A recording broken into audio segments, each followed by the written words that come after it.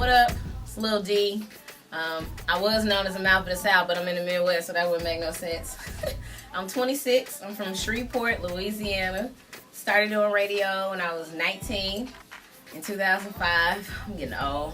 I started out for free. It was funny. I ain't never wanted to do radio. I never even thought about doing radio. It was never something that crossed my mind. I used to rap, right? Didn't we all? But I was sweet. And in the 12th grade, they used to have freestyle contests on a night show. So I called in, I beat everybody. I won 9 weeks straight. Like, they had to retire me. And the night jock had my phone number because he had to call me when it was time to rap.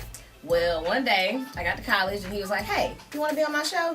And I was like, I guess. So all I was thinking was, it's finna be on. I'm finna get this record deal. We're gonna play my music. Oh! Well, anyway, that never happened. But what did wind up happening is that I sucked.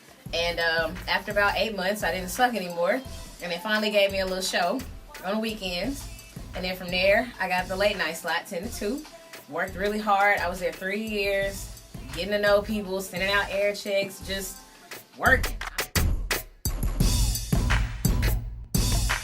So I started out wanting to be a rapper, but I fell in love with radio. I eat, sleep, and breathe radio. I dream about radio, and then I wake up and I'm still thinking about it. When I really got deep into radio and I started doing it and I started seeing these kids who were like looking up to me simply because I shouted them out or I sent them a tweet, I realized that this is bigger than just talking on the air and being funny.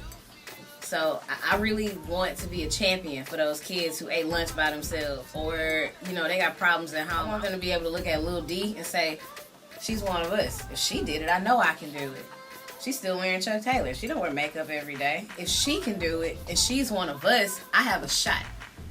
That's really, really why I go so hard and I'm so transparent. So that's why I continue to do what I do and I tell everyone all my business. I'm okay with that because I'm okay with my life. So if my life can help you, that's cool.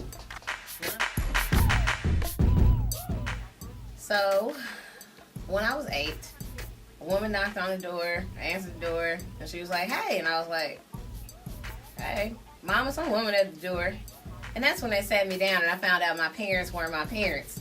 Boy, I was 8. That kind of sucked. You're confused. You like, I don't understand. This random stranger just popped up and you telling me she's my mama, so who are y'all? It was a lot to take in, but I think that was the moment when the truth stopped hurting. Cause same year I found out I was adopted, I also got raped. My parents' youngest son was only 4 years older than me. He lived in a house with me. You know, we had adjacent bedrooms, and you know, he was like my big brother. So everything he did, I wanted to do. Followed him around everywhere, whatever. So one day, me, him, and his friends, we on the next block kicking it, playing, I don't know, being dumb. And he told us to go behind this abandoned house. And I'm like, okay, why are we just standing here? And he told me to pull my pants down. And I was like, you know, like you 8, so you don't know what sex is, but you know you're not supposed to pull your pants down up the street. Like, you know that that's not what you're supposed to ever do. And him and his 4 friends took their turns on me at 8. I never said anything about it. Life went on. I graduated high school and moved out and never went back. I never even planned on telling them, but again, you know, I use a rap. Here we go, trying to be real on these records, and I wrote a song about it called I Made It. My little brother, my biological brother, heard the song and called me sobbing, and I'm like, what is wrong with you? Did somebody die? What is going on? And he was like, I'm sorry, I had to tell him. I had to tell him. And I just knew immediately what he was talking about, and I was like, oh, here we go. So my mother calls me. Why didn't you ever tell us? You wouldn't have done anything about it. Would you believe me if I told you? I mean, well, I don't know, but I don't see how that could have happened. That's why I never told you. So, yeah, that kind of shaped everything about my life.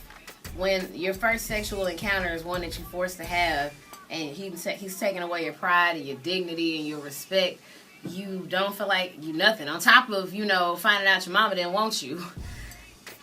It was a lot, and it really changed me. I lost my virginity, you know, voluntarily when I was 12. And it wasn't because I was horny or because I wanted to have sex. I ain't know nothing about none of that. It was because this dude in the 8th grade told me I don't know why everybody say you ugly, because you're not ugly. He didn't even say I was pretty. He just said you're not ugly. That's all it took. That's crazy. One day I was just sitting in my room and I was like, you know what, I'm just sick of this. I can't take this anymore. And I took a knife to my stomach. I got this really crazy scar on my stomach because I tried to kill myself. And I tried to do it in the most unorthodox way ever. So after I woke up and I realized that I'm still here, I was like, someone's just not gonna die, huh? Alright. Well, I can't live like this. And I started this practice of looking myself in the mirror and trying to compliment myself. Even if all I said was, you made an A on that paper today. Or you helped so-and-so with her math homework.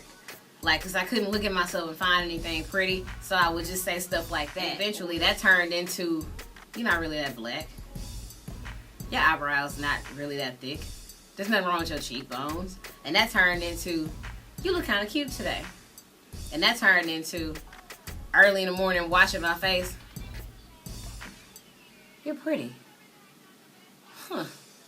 No, really, you're pretty.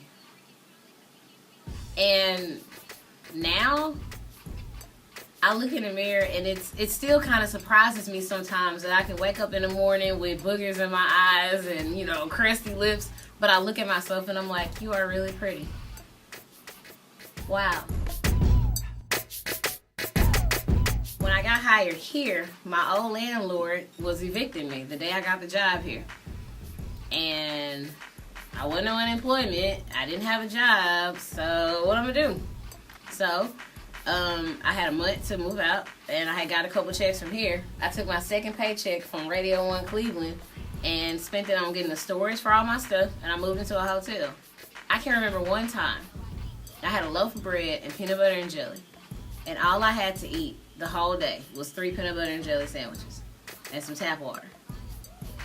And it didn't really hit me until like later when I was finally in an apartment and all of that. Like, do you realize you ate 3 sandwiches and some water all day? And it's because I remember eating those sandwiches and just going, thank you, God. I got food to eat. It's somebody somewhere who don't have 2 pieces of bread and peanut butter and jelly. You ain't gonna never see me act like I'm better than nobody. I was homeless last year. I done slept in my car. I've gone without eating. I've, you know, I ain't average. And I feel like if there were more of us who were okay with being this transparent, people would, like, I'm in this position for a reason. God knows what he's doing because I'm here to help people. Yeah, I'm here to entertain, and I make you laugh, and she's so crazy on the air. But when you meet me and you really talk to me, you realize I'm one of you. I'm a champion for the people. I'm not here for to be famous and look cute and be on this pedestal. No, I'm just here for you because I need you to understand that I've been through some crazy stuff, but I'm okay. And I'm okay because I always kept the attitude of, you know what, I don't have much, but thank you for what I have because it's more than what somebody else got. And I know I'm going to be all right. And that's what happened to me. And that's why I'm in the position I'm in now. You know, now I make more money than I've ever made in my life. I live in a nice neighborhood in a cute little apartment. It's quiet. I don't have to worry about anything. I have food. I have plenty of food to eat. My cats got food. You know, don't get me wrong. I'm paying my rent every month like everybody else. And I be making life decisions at the gas pump like, oh, boy. I'm going to get half a tank. But I'm okay. And if more of us can just reach back, help people, tell them your story and not be afraid. Don't be ashamed because somebody's going through it right now. Somebody right now is homeless in a hotel eating peanut butter and jelly sandwiches right now. I know that feeling because I've been there. And if we can reach back and help more people and help pull them up from where we were to where we are now, the world will be a better place. And that's real.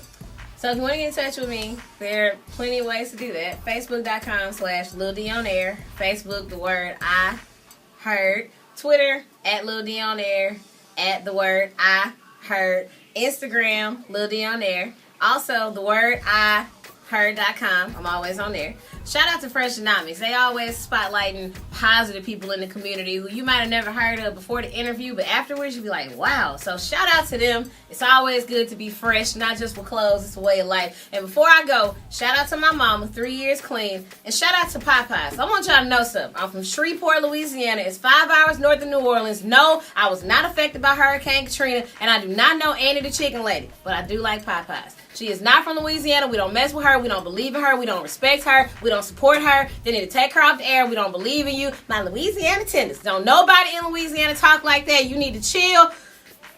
God bless you. Goodbye.